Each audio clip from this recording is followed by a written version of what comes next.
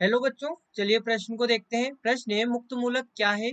प्राथमिक, द्वितीयक व तृतीयक एलिफेटिक मुक्त मूलकों के सापेक्षिक स्थायित्व की व्याख्या कीजिए। तो देखिए बच्चों, यहाँ पर बात करें प्रश्न की मुख्य अवधारणा की। मुख्य अवधारणा, तो देखिए मुक्त मूलक बनता किस प्रकार से है।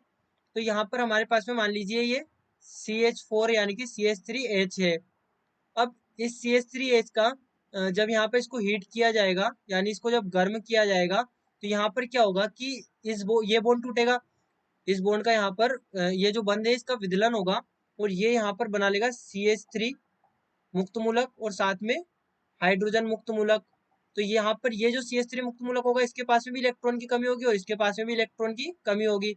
यहाँ पर ये CH3 मुक्त मूलक है, इसके पास में इलेक्ट्रॉन की कमी होती है, यानी कि इलेक्ट्रॉन डेफिशिएंट ये होता है।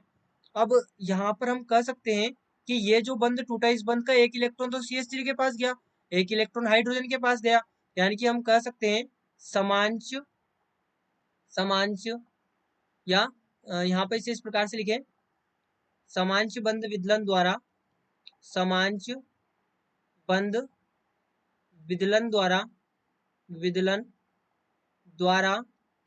निर्मित निर्मित स्पीशीज स्पीशीज मुक्त मूलक मुक्त मूलक मुक्त मूलक यहाँ पर ये मुक्त मूलक कहलाता है। समांश बंध विदलन द्वारा निर्मित स्पीशीज मुक्त मूलक कहलाती है या मुक्त मूलक कहलाता है।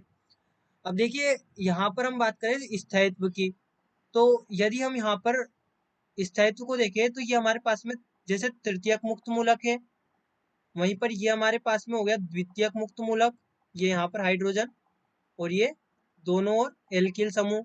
वहीं पर ये हमारे पास में जैसे हो गया प्राथमिक मुक्त मूलक। अब होगा क्या कि यहाँ पर जो कार्बन है, हमने पहले लिखा है कि इसके पास है इलेक्ट्रॉन की कमी।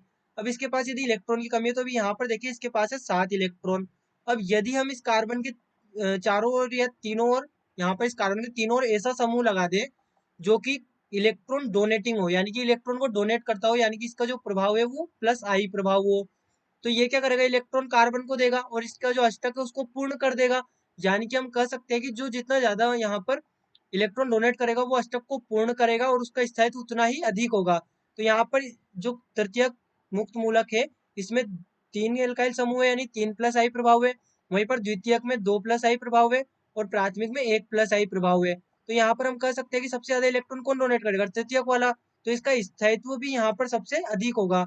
तो सबसे अधिक स्थायित्व तृतीयक का और सबसे कम स्थायित्व प्राथमिक मुक्त मूलक का होगा। या फिर यहाँ पर हम कह सकते हैं कि जो यहाँ पर हमारे पास में CH3 मुक्त मूलक होगा, इसका यहाँ पर जो स्थायित्व है वो और भी कम होगा, क्योंकि इसके आसपास तो यहाँ पर मुक्त मूल, यहाँ पर जो एल्किल समूह है वो है ही नहीं +I वाला, तो यहाँ पर इसका सबसे कम स्थायित्व होगा। तो इस प्रकार से हम इनका सापेक्षिक स्थायित्व भी देख सकते हैं। स्थायित्व तो हमारे पास में मुक्त मूलक हमने समझ लिया और मुक्त मूलक का स्थायित्व भी हमने यहाँ पर समझ लिया।